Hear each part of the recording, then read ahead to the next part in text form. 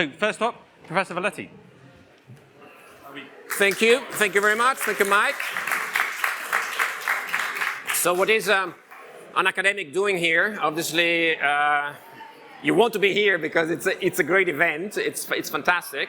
And also because we do research in academia which can be provocative for you too. And so I think there are nice complementarities. We study things in a slightly different way. We want to know from you, and you may want to hear from us. I'm well known for provoking people in audiences. I'm going to do it today as well, but the most provoking thing will be, you know, this Italian flag on my mask, because there is a big match coming on Sunday, Forza Azzurri. So as Mike said, I'm an economist. I like policy. I was chief competition economist of the EU.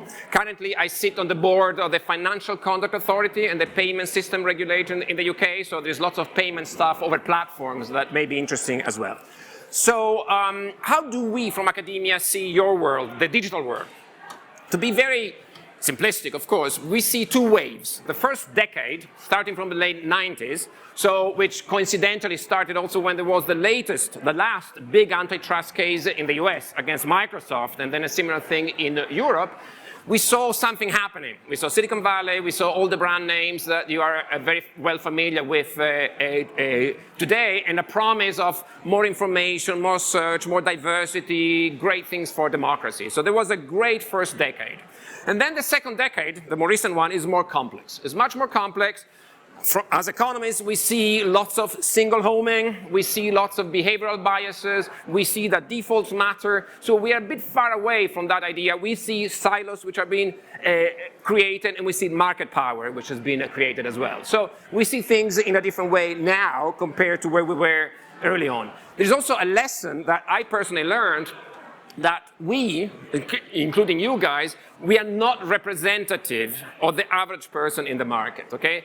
We are well-informed, we can multi-home, we think it's easy, most people don't, okay? So, for instance, when I was at the commission and I was looking at my first Google case, 99% in the Google shopping case, 99% of the people click on the very first thing they actually see. They never go down to page 2, page 3. You're dead if you are on page 3, basically. People don't click on those things.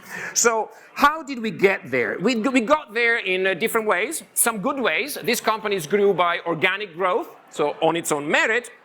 That's great. You do not want to be an impediment to that. But these companies also grew by acquisitions, okay? So to give a number, GAFAM, so I'm talking about Google, Apple, Facebook, Amazon, and Microsoft, over the past 20 years, they bought 1,000 companies. That's a large number, 1,000. And the number of prohibitions is around 0, okay? So wherever you come from, so I'm not going to say we should block all of them, but perhaps currently we are in a system where things could be changed. And there is a big movement in Europe, in the US, to change, reversing the burden of proof and doing something in the policy domain that may be helpful. Just to give you an example, again, as an economist, I'm interested to see what is the best setting to deliver innovation for society, innovation for consumers. Take a Google Fitbit, a recent acquisition which has been approved despite a lot of people expressing concern. Why on earth does Google need to buy Fitbit? They can do their own research in-house, okay? And from a societal perspective, it's better to have Fitbit that could be bought by someone else, not by the super and dominant incumbent, could be bought by someone else, and then you have competition between two platforms. That's great for a consumer. It not be ideal for Google, it won't be ideal for Fitbit, but it is a better outcome from society. So changing merger regulation is definitely something that we should be thinking about, and things are happening. Second thing that I learned by doing this job is that the separation between privacy and competition has to end. This silos approach was very unfortunate. So in particular, GDPR is a core part of a competitive assessment. And GDPR is not working. GDPR is not being enforced. Okay? GDPR is great on paper in terms of values that it is bringing. It is not being enforced. An example, that's for you to rethink because you are interested in advertising. Think about the Google sandbox. Think about the current debate over the deprecation of cookies. Think about third-party cookies. And instead, the model currently that Google has is internal, first-party, free-for-all. Okay? And then you may think, in order to preserve competition, everybody should be based on that model. No, now we are thinking perhaps the best way is to enforce GDPR within Google, because there's a purpose limitation that Google should not be allowed without telling us why they're bringing together all that information to derive a competitive advantage. But then it should not be a race to the bottom, that the least protected information goes to everybody, but it is increasing the level of the protection for insiders, for the big insiders. So this is again something that we are rethinking. As I said, market power has a reason. A couple of numbers there too may be useful. 95% of searches in Europe are on Google, okay? For the past 10 years, it is this level of stagnant economy that we don't like, okay? To have an advantage for a while, that's a fact. That's great. But to have 95% of searches from a single platform for 10 years, that's worrying. Next speaker will tell us about market share for Facebook, but take Amazon. In the last year, 80% of French people, 70% of German people bought from Amazon. Again, we are talking about resilience. We are talking about these concepts during the pandemic. This is not good. This is creating dependence. This is creating dependence. It is creating bottlenecks. And attention is one such bottleneck, okay? So attention is a bottleneck that Andre will tell you about, some experiments we'll be running together, but I want to give you also another perspective on the bottleneck of attention from a competition perspective. And what's that?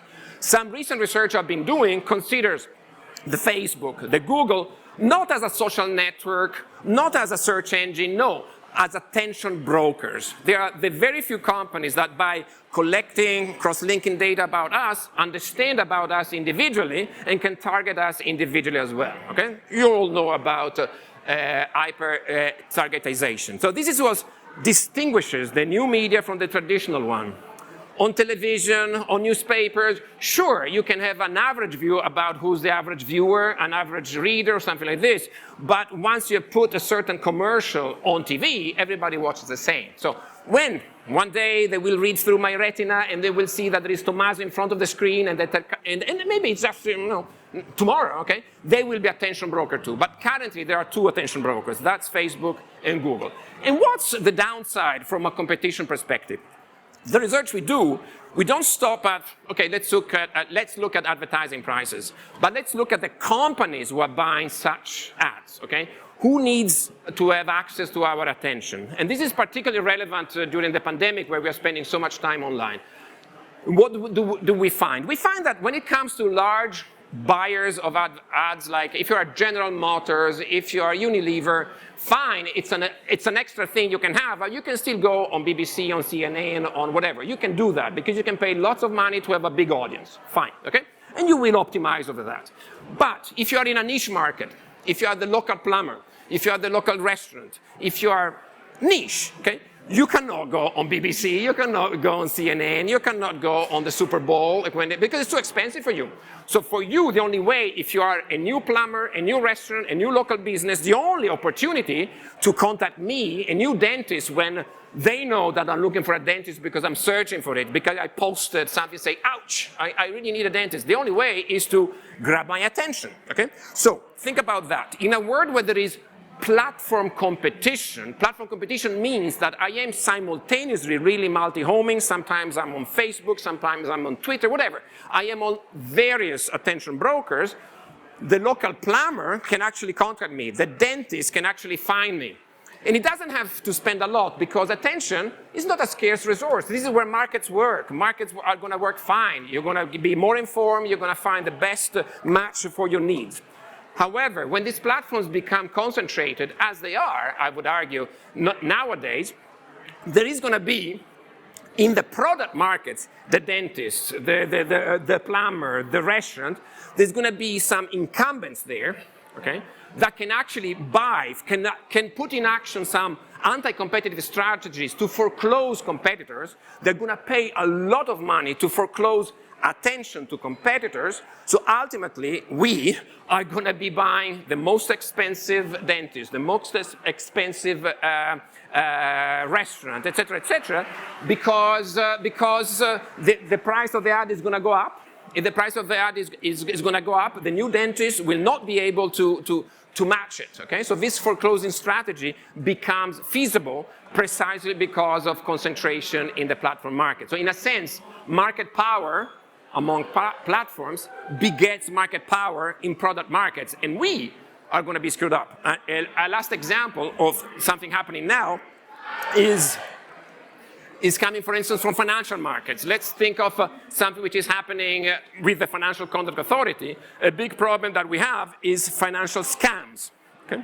You're looking for a high investment, a high yield investment, and if you put it on Google, you will find some ads that to us, they sound bizarre. You can make 100% return in a week, okay? But we are not representative. If you're really a gullible person because you're desperate, you're vulnerable, these are the guys that click. And Google is doing nothing to do that. Why? Because these are the most valuable things for them. The paradox, because they get a chunk out of it.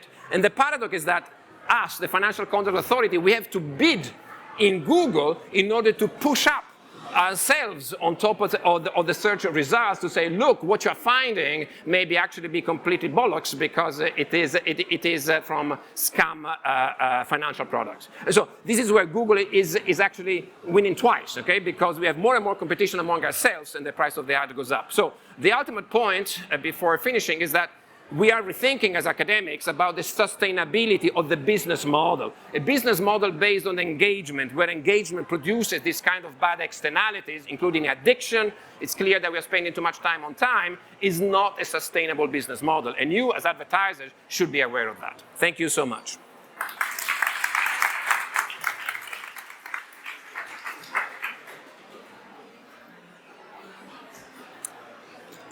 Hello, everyone. My name is Andre. You can hear me okay, right? I'm not quite as powerful with my voice as Tommaso. But yeah, so we're both from Imperial College, and I think our goal here was to give you guys a sense of what are the kinds of things that the academics are thinking about. And we think that's interesting for you. We think that it's interesting for us to hear about what you guys are thinking. And there might even be some scope for collaboration. So there may be some issues that you guys are thinking about that we're interested in as well, and maybe we can get together and try to get to the bottom of them. I have some slides that I would ask to get put up. So what I'm going to do is to give you guys a flavor of what are some of these issues that the academics are thinking about. So I'm going to tell you at a very high level about an article that Tommaso and I and another co-author are writing about that we think would be pretty interesting to this audience. This is a paper about attention and purchase. I'm going to tell you what it's all about, but basically we ran this interesting experiment online and we think we have some interesting results. Okay, so what were we thinking about with this paper? Well, the first thing is, look, ads, do they matter or not? We all think they do. But we also know, and I'm sure you guys know as well, how hard it is to actually be sure of how much your ads are mattering. And in particular, we think that the more attention you pay to a particular bit of media, the more attention you pay to a particular ad, the better this is going to turn out in terms of people actually buying your product. But how can we measure that in a sort of clear scientific way? That was kind of the first thing we were trying to think about with this paper. The second thing we were trying to think a lot about is, in the context of online display ads, what drives attention to these ads, right? So in particular, we're going to be thinking about ads next to articles online, and we're going to be thinking about this big issue of hard news, right? So there's a lot of advertisers that don't like to put their ads next to news that they perceive as upsetting in some way. So COVID-related news was a big thing that fell under this category of hard news, and also a lot of the news related to the Black Lives Matter protests. A lot of venues were having trouble finding ads to put next to these kinds of stories. And then, of course, if all your stories are about COVID and no one wants to put ads next to COVID, that means a lot of trouble for newspapers, etc. I'm also going to be telling you guys a little bit about how does the complementarity between the person reading this newspaper and the political leaning of the newspaper, what does that do for their attention to your ads, and what does that do for how likely they are to purchase your products, okay? So what did we do? We partnered up with Lumen, thanks Mike, we get a bunch of people in the UK and the US on their cell phones and on their desktops. What do we do with these people? We show them articles from a bunch of online newspapers, the New York Times, the Guardian, etc. Then we showed ads next to those articles. We randomized everything, right? Like the good scientists we are. We had them read these articles as they would in their own computer, and then we asked them to make a purchase decision about this brand. We didn't just want to see how much they're looking at these ads. We actually wanted to measure whether they would give up some money in order to purchase an item from this particular brand. Let me give you a little bit more detail. We showed these articles next to some ads. We asked people to look at them. We actually measured their attention through Lumen's very cool eye tracking technology. We asked our respondents a bunch of surveys, in particular whether they remembered seeing these particular ads. And then what we did was, if we showed you an ad for, say, Burger King, then we asked you, do you want a 10-pound voucher for Burger King? Or would you rather have £7 in cash instead? So if people give up on the cash in order to get this Burger King voucher, we sort of think, look, they are buying Burger King, right? Because now we can only spend this money on Burger King. And so then we're comparing what are the people that are more likely to actually pick the Burger King voucher as opposed to the cash, depending on how much attention they actually devoted to the Burger King ad. You see, that's how we were able to measure very precisely this connection between attention and what people actually end up doing in terms of purchases. So I've mentioned that we use this eye tracking technology. This is illustrated in the following picture. We spent a lot of time thinking about what was the better looking co-author to put on this image, and so I think we made the right decision. Showing you some heat maps here of these articles that we show our participants. See, through Lumen's cool technology, we are able to get these nice heat maps where we know exactly what people are looking at each point in time, not just on the article, but on the ads themselves. So this is an ad for Costa Coffee. And we actually measured attention in two different ways. This is not super important. We measure the amount of time that the ad was actually available to be seen on the screen. And then using this eye tracking, we actually looked at whether people are indeed looking at the ad. So I don't want to bore you with too many of the stats details. We ran some regression analysis. We were very careful about the statistics. Basically, we regressed whether you recalled seeing this brand, on how much attention you devoted to the ad, and we also regressed whether or not you actually purchased the brand on the amount of attention you devoted to the ad. That's how we're trying to establish this connection. We added a bunch of controls. If you're interested, I can talk to you at sort of ad nauseum afterwards about this. We put a lot of individual characteristics. We controlled for the brands and the articles, etc. Okay, what did we find? Okay, reassuringly, first of all, attention does indeed seem to have a deep and causal connection with people purchasing these products, right? So this is a regression table where we see that ad dwell is the amount of time that people are actually spent looking at these ads, and that is very predictive of whether or not people actually end up purchasing these products. And I can tell you that the magnitudes are actually quite significant. So it is really suggestive that attention does a lot, and so that advertising is indeed quite worthwhile. Okay? So that was our result number one that we were expecting, but it's always reassuring to find. What else did we look at? We split our data in a variety of ways and tried to see how these effects, they might be different in the US or in the UK. We find they're slightly bigger in the US, slightly bigger for males, slightly bigger on desktop. So ads on desktop are a little bit more effective. Again, stuff that are probably not surprising, but that we're able to measure very accurately in this setup. Okay, let me tell you some things that are maybe a little bit more surprising or something that we might not have such a good sense of, okay? What drives attention to these articles, okay? We're looking at individual characteristics. So what kinds of individuals pay more attention to these ads? We're looking at the news article characteristics, in particular, if you show someone hard news about COVID, about some upsetting topic, are people indeed spending more or less attention to these ads? And third, what about the combination of the person and the article? Maybe someone that's left-wing, when they're presented with a left-wing article, they pay a lot of attention, but if they're presented with a right-wing article, they pay a lot less attention. What do we find? First of all, we find that indeed in our data, and perhaps surprisingly, when we show people these hard news articles, articles about Black Lives Matter, articles about COVID, people do seem to devote less attention to these articles and these ads. Okay?